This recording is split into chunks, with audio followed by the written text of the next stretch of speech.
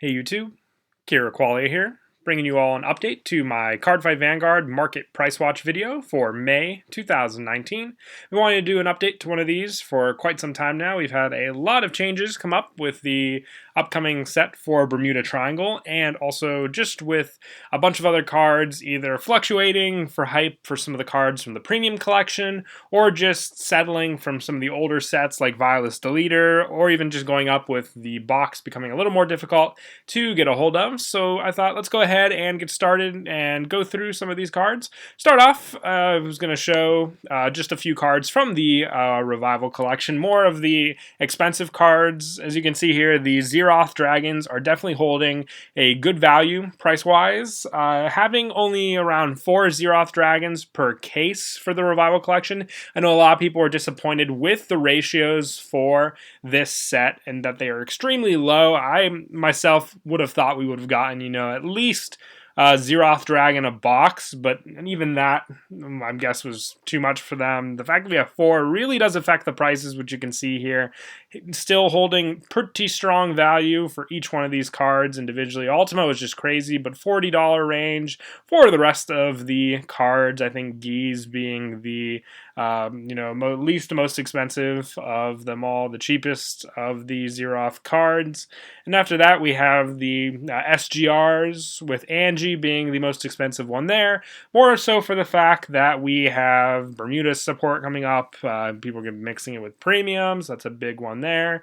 Next one after that, Original Deleter Igor. We've had Deleter support and Vilus Deleter. So all these prices are reasonable and why they're the most expensive, because of the most relevant decks from this set. Other than that, some of the other cards that are a little more, well-reasoned price are the Stride Fodder for all the clans. You usually get 1 per box, but still pretty reasonable if someone's just looking to pick up one specific clan. Much easier just to pick up a play set and buy the singles. But these prices are definitely not what people were expecting value wise. Angie, while a little lower than what her original rarity was, still pretty good price for sure for people looking to pick her up for their Bermuda Triangle decks.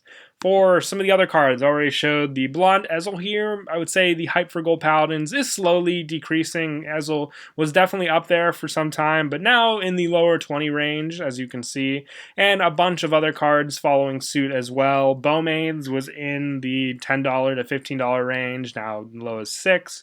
Vivian going down as well. Mark, same. I think it's because either we don't see any Gold Paladin support in the upcoming sets too soon. It's had its shine with the Miyagi Academy pack and also the Ultra Rare Miracle Collection set. So I think that's the support we're going to get. So we kind of see what the deck is going to be in the upcoming meta and so on and so forth.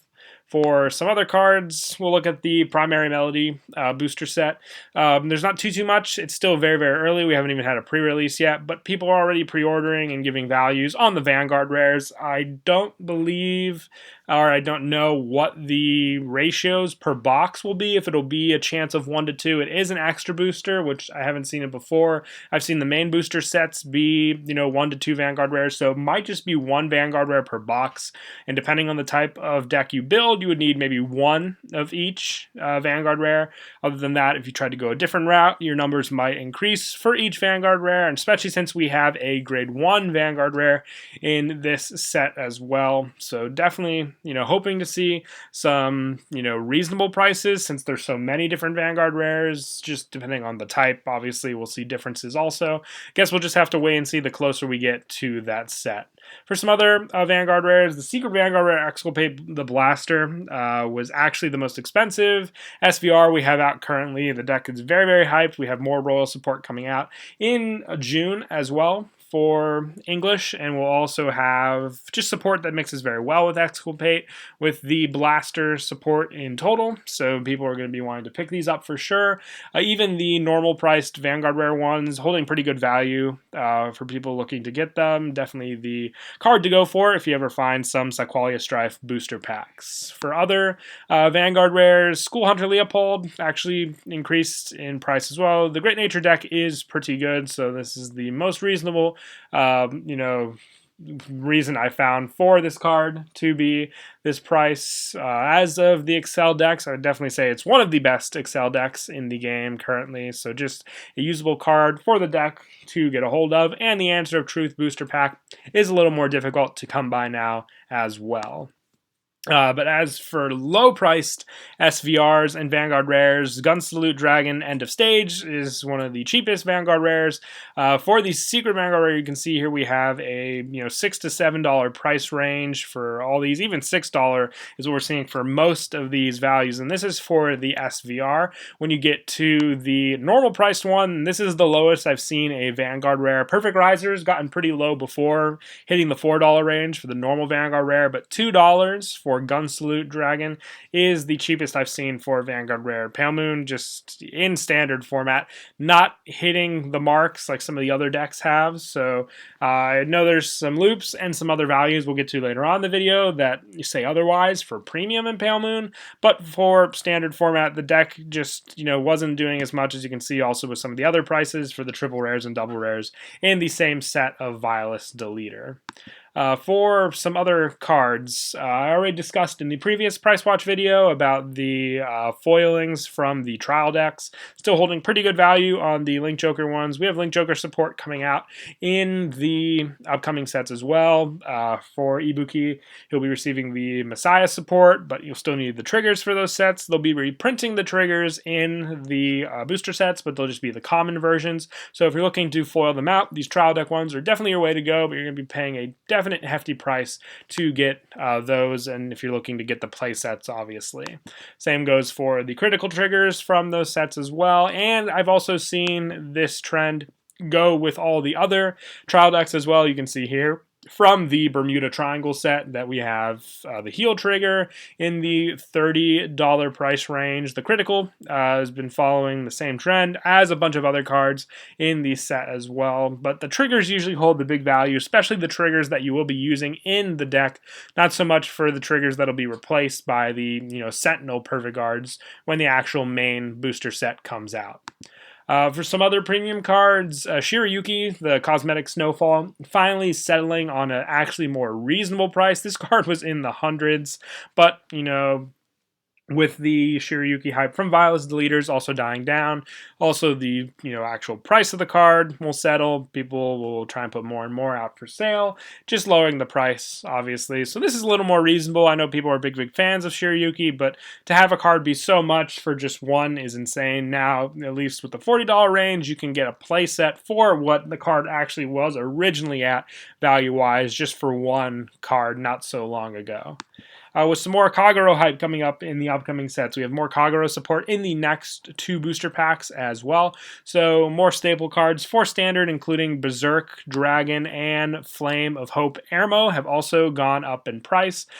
These cards were single digits around the time Unite Q4 came out and a good while afterwards, but you can see they're slowly staying in the upper range of $15 and $14 for these cards individually. And you'll see some other cards slowly increase, like Wyvern Guard Bari, just the cards that are staple for the deck. Other cards might lower that you don't run anymore in the deck, like Dragonic Waterfall, and we'll just wait and see those prices lower and higher the closer we get to the release of those sets as well. Some other cards, speaking of Leopold as well, just Binoculus Tiger holding pretty good value as well as a triple rare from the Answer of Truth to go right along with the Great Nature deck. And we also have some other premium double rares, Drag Saver SRAS, the Perfect Guard for the Ritual Luard deck. I don't know if we ever got the promo version of this card released, but still pretty good value-wise, and as they released more and more cards from the premium collection, just showed that we're getting more support based on triggers and strides, not so much reprints for perfect guards or anything like that. So these more viable cards for the specific decks like Luard and Ritual will still go up in value as long as the deck is popular. And as we spoke of Pale Moon before, Purple Trapezist, there is a certain loop with the Violus Deleters, and it's just caused the price of cards like Purple Trapezist to go up like crazy. It was actually $25 for one a little while ago, but we've seen more and more come out for sale, which, like I said, more reasonable, obviously, for just a rare at the time as well. Just to wrap up with a few more cards, Transcend Aqua for Bermuda support coming out. This is actually a very unique perfect card in the fact that you can run 6 in a deck. So people wanting to go this route with their premium deck and run 6 perfect cards for a little more consistency. We'll definitely see to this card from the latest Bermuda set before the newest one for Standard comes out. And also, this one actually did shock me quite a bit. Stellar Magus up there as well. Whether this is the result of a buyout, I'm unsure. There's a good amount of them for sale, so people saw the trend happening and raised the price up. I'm not if this is for the premium release strides we got for them or some other factor. If you want to let me know down below. Be much appreciated. And just a couple more to go through. For rares, same as Luard, Abyssal Owl, just a more difficult rare to get from Divine Dragon Caper. And also some of the Cray Elementals holding a pretty good value as well. Heat Elemental Bobo. Now, these have actually been confirmed, some of the Cray Elementals, to be reprinted in the Premium Collection 2019 booster pack as box toppers. So hopefully, I don't know what the ratios would be if they release all of the Cray Elementals. Just with the ratios to get a specific one might be a little more difficult, but hopefully that affects the price a little more well off for these cards to be a little more reasonable for people who are looking to buy them. Other ones like Light Elemental Honolulu were also pretty up there in price, so if you got your Cray Elementals and you're looking for trade bait, these are definitely your cards to go for. But that is it for this episode. I hope you all enjoyed the video. Until next time, please don't forget to leave a like and subscribe, and Kiraqualia out.